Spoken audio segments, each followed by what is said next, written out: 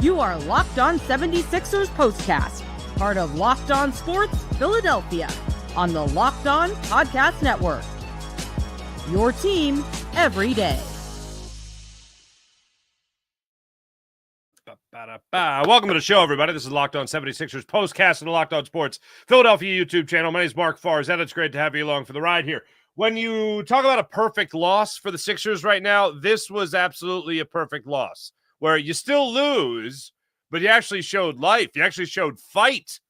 I know the Sixers did it against the Nets the other day. Whoopity-doo. That was a perfect loss as well. They showed some fight late in that game also, but you see, they lost. And right now, I think most of us are rooting for the Sixers to lose as many games as possible, while still at the same time, like tonight, give us a little hope for the future in what Tyrese Maxey can continue to perform, to see what Paul George can potentially do down the line for the Sixers if you haven't abandoned all faith with whatever it is Paul George could do in the not-too-distant future for the 76ers. And also, somebody else, Kelly Oubre.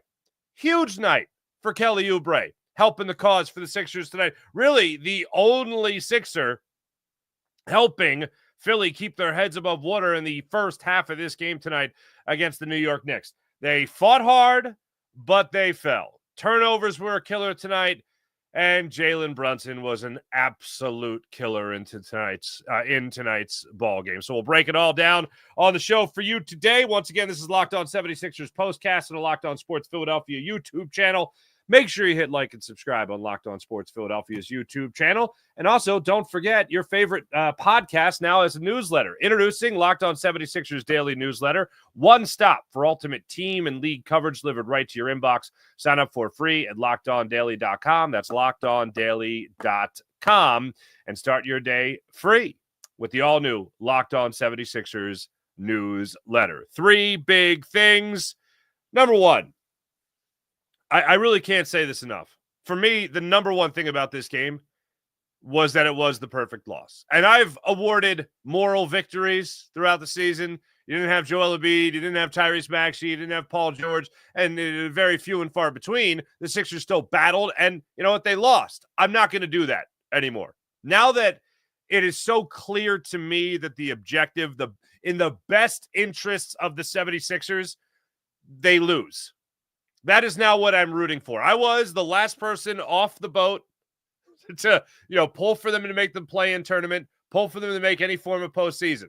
I am now probably the last person on the boat that is going to the tankathon, okay? To the island of tanking, all right? That's where paradise, island of tanking. That's where I am now headed. I'm not all for another process.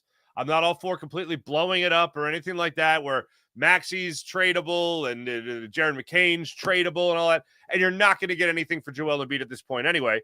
So I am all for, if you can, getting you a top 6, top 5 pick like the 76ers seem to be trying to do. But if they can still do that, where they help that cause by losing, and I still see some great play from Tyrese Maxey. I still see some great play by Paul George, and I see some great play by Kelly Oubre. Pretty much everybody else, and we'll go through the box score as we always do, pretty much everybody else was terrible. That's Justin Evans hit a couple nice threes that really helped the Sixers out in some clutch moments. But other than that, there really wasn't anything going on. Andre Drummond got blocked late in the game. That was terrible. But all in all, again, I'll say it one more time, the perfect loss. You fought, but you fell. You saw some great life from Tyrese Maxey late, from Paul George late, and those guys, but everything else, meh. Now, other than the Sixers just not being good enough, and other than the Sixers not having Jalen Brunson, who went on a personal 9-0 run at the end of this game to put it out of reach for the Sixers in favor of the New York Knicks, other than that, the turnovers were an absolute killer tonight. They were abysmal, as a matter of fact. And the thing was, it wasn't from young guys. It wasn't from guys that don't know any better. Oh, no. You know who it was from tonight? It was from the veteran. That's who it was from. Paul George tonight, as great as he played, had 7 turnovers, and 2 of them came on back-to-back possessions when the Sixers were trying to get something going. And I don't know. At one point, I'm going to try to find the exact moment of it. I know I marked it, but yeah, around the 10-minute mark of the fourth quarter, Sixers are trailing by about 6-7 points. Paul George had a great driving layup that made it 84-78 in favor of the Knicks, so it was only a 6-point game. Then Paul George comes down the end. He tries to hit Tyrese Maxey, cutting backdoor on the baseline, throws it in front of him by about 20 feet. It felt like goes out of bounds, turnover goes the other way. Now, the communication between the two players as they were retreating back to the defensive end of the floor looked to be quite literal laughable. They were smiling. They were laughing. I think the two of them were saying how Tyrese Maxey was fouled, was held, was not allowed to get to the ball due to the defender grabbing him, not playing good defense, but like grabbing him and the foul not being called. And they were laughing it up over that. I'd rather you be pissed, but whatever. So that was one. The other is on the very next possession, they come down their end of the court. Paul George gets caught at the top of the key, turns it over, it goes the other way. This was an opportunity for the Sixers to really assert themselves in the early goings of that fourth quarter, but instead had the back-to-back turnovers. That was a killer. In all, again, 7 turnovers tonight for Paul George himself. You had 13 for the 76ers. The crazy thing is the New York Knicks then started turning the basketball over as well, actually having more turnovers than the Sixers. But in the early goings of the game, that really didn't bother them as much because the Sixers weren't hitting any shots. Now, ultimately, you don't hit shots, you're not going to win. And that's what it comes down to for me. Number 3, hitting shots. This was an absolute joke. The Sixers are not a good enough team to dig themselves holes that they feel like they could climb out of. And when I talk about a lack of shooting tonight for the Sixers, the number one person I look at, and I know he had 30 points, he had 32 shots tonight. Tyrese Maxey, 30 points. That is horrendously a volume shooter. And I look, I've talked about him all year long as being a volume shooter more than anything. You're talking about really ever since he entered into the top 10, which has been the majority of the year, top 5, top 4 scoring in the NBA. He is still shooting more than anybody else in the top scoring echelon of the NBA. Tonight was another unfortunate example of that. And it wouldn't be nearly as bad if Tyrese Maxey wasn't 0 for 10 from beyond the arc. And that's, talk about hitting shots, that's where the Sixers really struggled, especially in the early goings of the game. You look at the first half of play, first quarter of the game, Sixers are shooting 36% from the floor to the New York Knicks, damn near 58% from the floor. And at the end of the first half, it was pretty much the same. Second half is when you started to get Paul George going. It's when you started to see Tyrese Maxey really get going. As a matter of fact, in the third quarter, that's when you actually started seeing signs of life from Maxey and Paul George, who combined for 22 points, 12 of them belonging to Tyrese Maxey, 10 of them belonging to Paul George in that third quarter. And the Sixers actually stepped away from that quarter only down 9 points. Now, really throughout the ball game, the Sixers would pull to within 10. They'd be down 9. And then before you blink, OG hits a 3, Brunson hits a 3, and next thing you know, you're down 15 points again.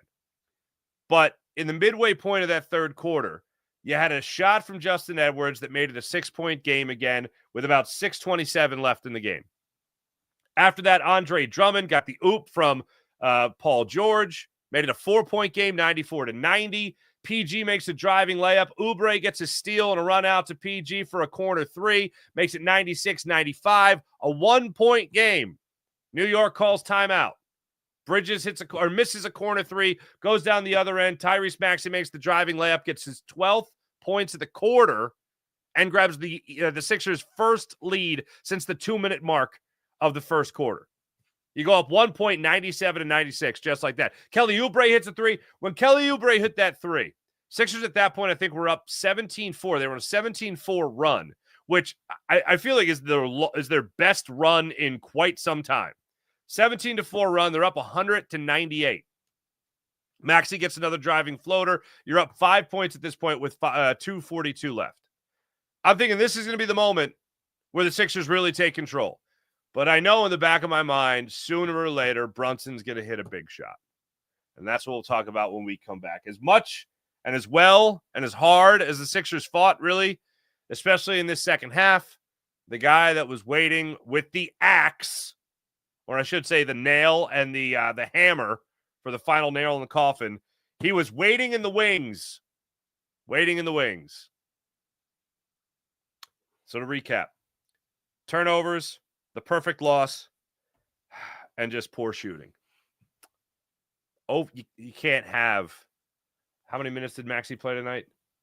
You can't have a guy who's going to play 44 minutes go 0 for 10. And here's the other crazy thing. It was one of the best shooting nights for Paul George's from beyond the arc, 4 and 9 from beyond the arc for the Sixers. He finished with 25. Maxey finished with 30. Oubre finished with 27. But you can't have a guy shoot 0 for 10 from beyond the arc. That's going to be playing 44 minutes. We'll talk about his a couple of shots that he had late in the game that I thought could have been the nail in the coffin for the Sixers, in like in a good way. The nail in the coffin for the Knicks, I guess that would be. We'll talk about that when we return. We'll also highlight Jalen Brunson's great play. That's when we return on Locked On 76ers Postcast on a Locked On Sports Philadelphia YouTube channel. My name is Mark Farzetta. Make sure you like and subscribe. Back after this. Robin Hood Gold.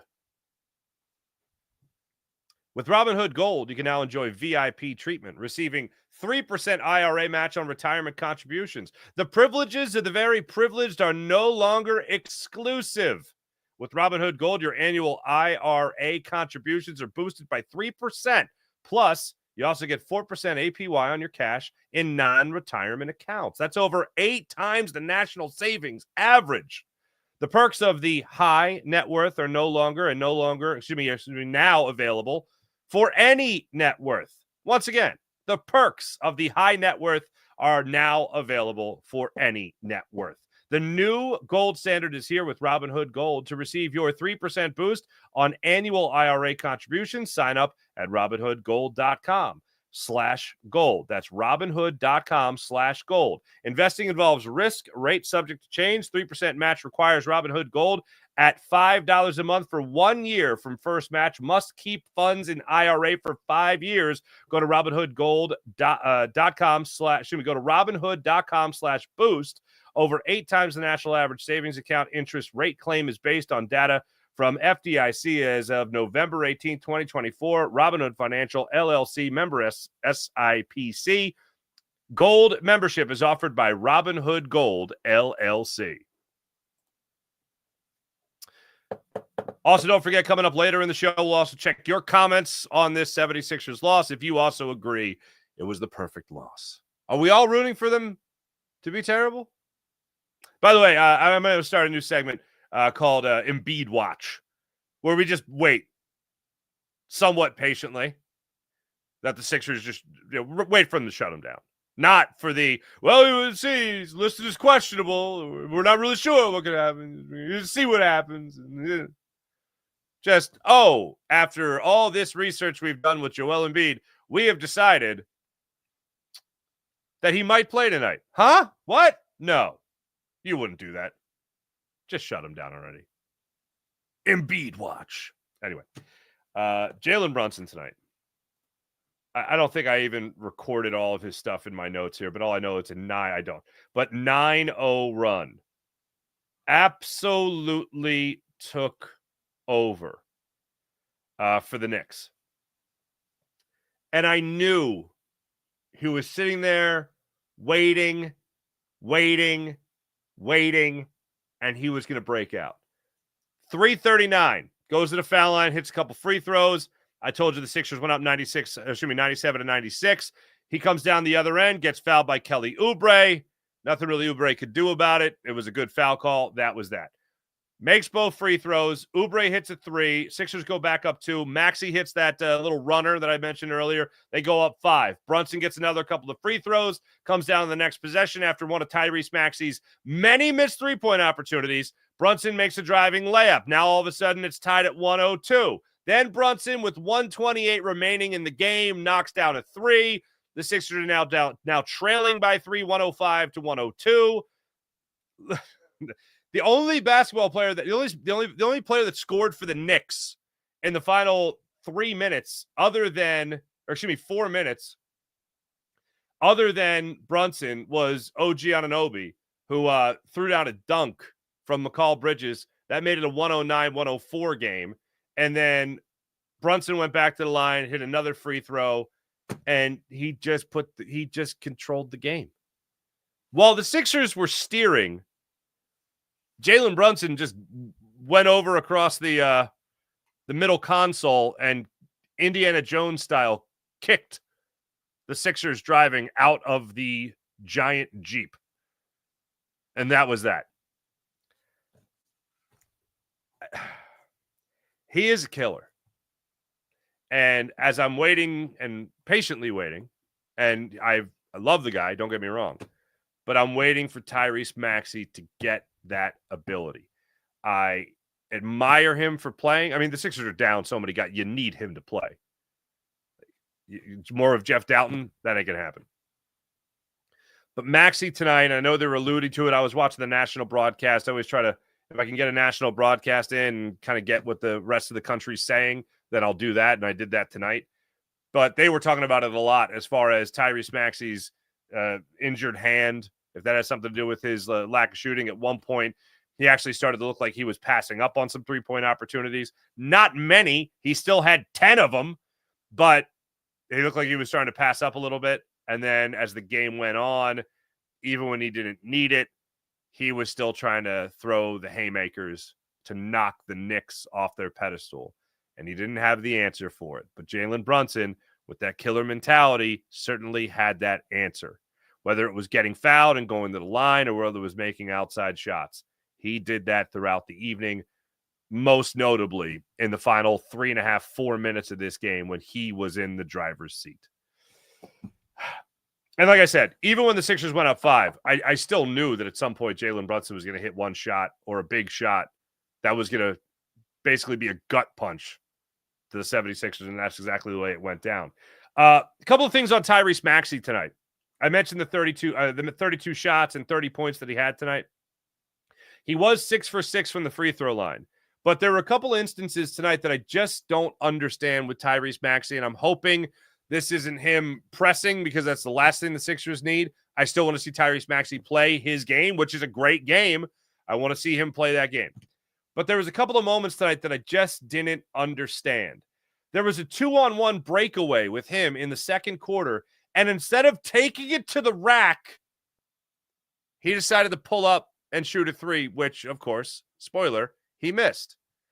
Then, as this game was going on, at 7:37, he missed a three-pointer that would have pulled him to within 6. You didn't need that. Like, here's one thing. I know that there are so many different players. There are so many different people that argue for when shooters are off, they got to believe the next one's going in, and they got to keep shooting. And I know during the broadcast tonight, the national broadcast, they were alluding to the same thing. Keep shooting. Keep shooting. Shooters know when they're off, man. And Tyrese Maxey is not an unconscious shooter where he can just keep going.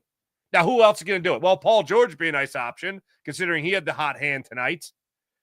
But I don't understand in a lot of the instances tonight, especially in that second quarter and in the fourth quarter, why Maxey was still heaving threes when A, they weren't needed, and B, he shouldn't have been the guy to shoot the three. Like, at this point, I'd rather Justin Edwards shoot a three. If you're 0 for 10 and you got a bum hand, I'd rather – here's when I knew Maxey was absolutely snake bit. Sixers are up 4, 102-98. Maxey comes down after he hit a great floater, comes down the other end, hoists a three that was – I mean, it was in. And it rattled from the back of the rim to the front of the rim what seemed like a million times before it popped out. It didn't fall. Next possession down the court, in transition, the Knicks, off that miss, get the ball to Jalen Brunson, who at the foul line extended, hoists a three that rattles around about a million times front to back, and that one falls. That was the moment I went, that's a wrap. Still, at that point, the Knicks were only up 3 at that point. With the 3, they went up 3. And I still looked at it and went, no, that's it. That's a wrap.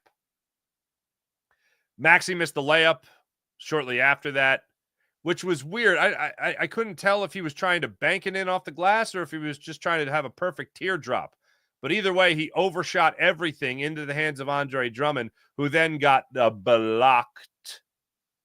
Got that ball swatted out of there, ended up going the other way. Brunson went to the line. That was one of the instances he made both of his free throws. I don't understand a lot of that's fine. I don't mind Tyrese Maxey driving to the rim. But as many times as he shot tonight from beyond the arc, I think every great player needs to know when they don't have it. Every all-star caliber player needs to know when they just don't have it. And then find the guys that do have it. Kelly Oubre had it.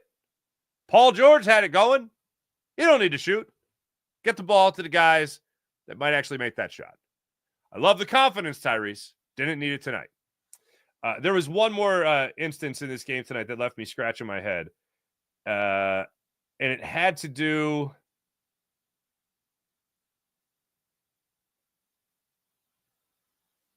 Oh, it had to do with the officiating crew tonight. When we come back, I don't like... Look, the Sixers lost tonight. There was one call that I found highly controversial and a missed call 1,000%.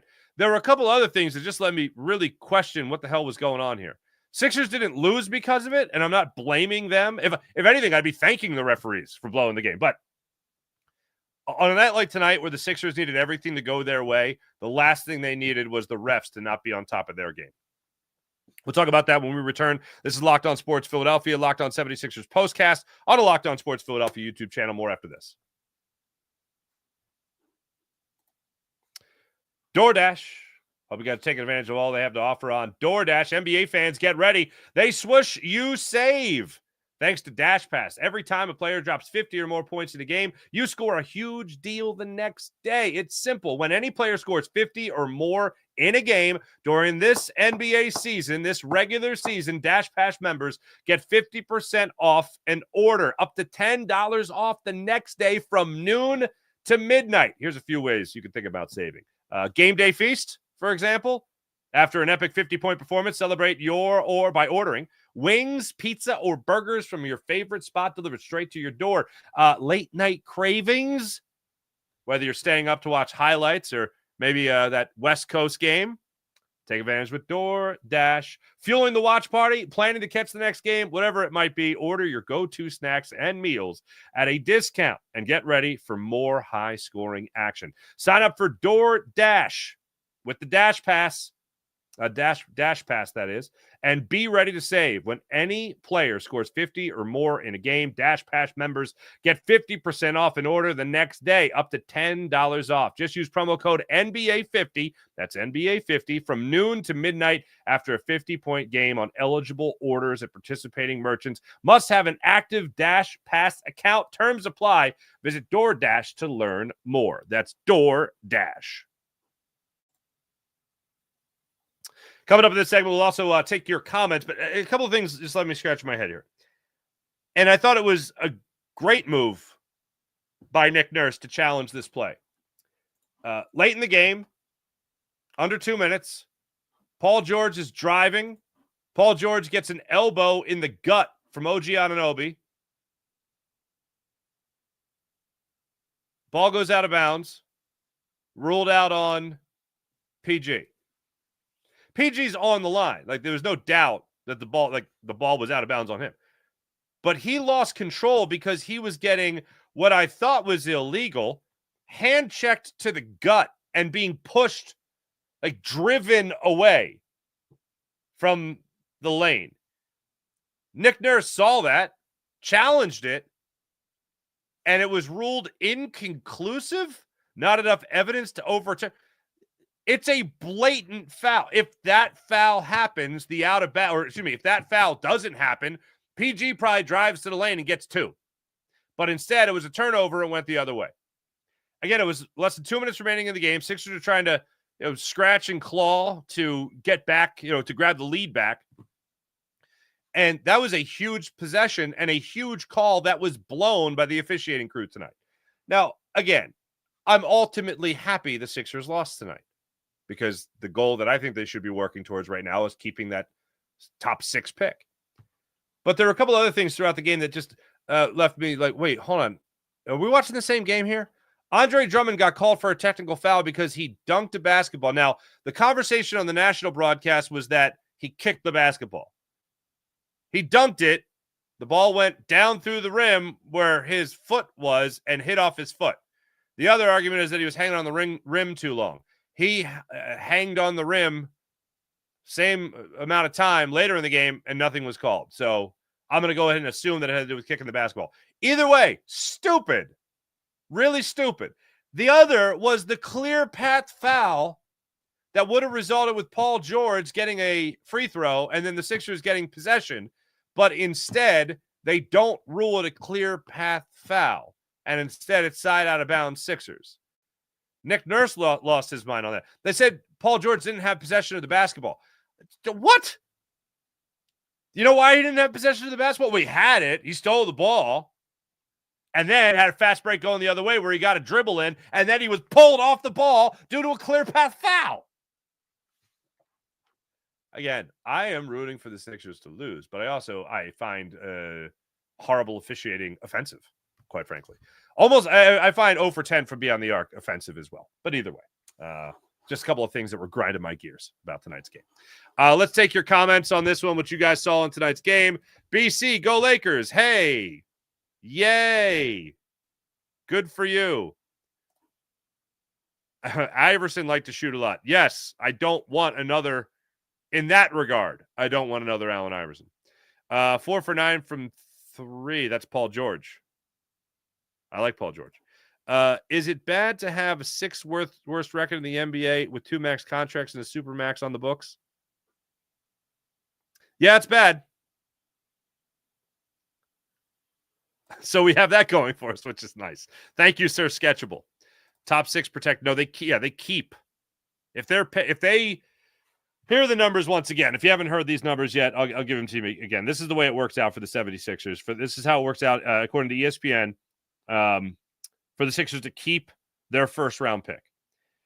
If they have the 7th worst record in the NBA, thanks to the lottery, they still have a chance, obviously, to fall within the top 6. If they have the 7th worst record, they have a 32% chance of keeping their pick. If they have the 6th worst record, they have a 46% chance of keeping their pick. If they have the 5th worst record, then they have a 64% chance. So spots 7th worst through 5th worst, those 3 spots, they can have at worst a 32% chance of keeping that pick, or at best a 64% chance at keeping that pick. So lose, baby. Lose. At the time I started the postcast tonight, Han, the Raptors had already lost 111-91 to the Pacers. And the Brooklyn Nets lost. So the Sixers keep pace with them guys. Still staying as the 6th worst record in the NBA. Good times. Up next for your 76ers, hopefully another perfect loss. At 20-38, they host the Warriors. That game will be Saturday night at 8:30 on ABC. Nationally televised audience. Good times. Jimmy Butler and the Golden State Warriors, who are 31-27 on the season. I haven't even checked in on our old friend Jimmy Butler.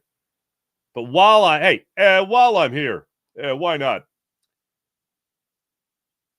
Warriors have won 4 in a row. That's exciting. Oh, Buddy Hield had a good night the other night.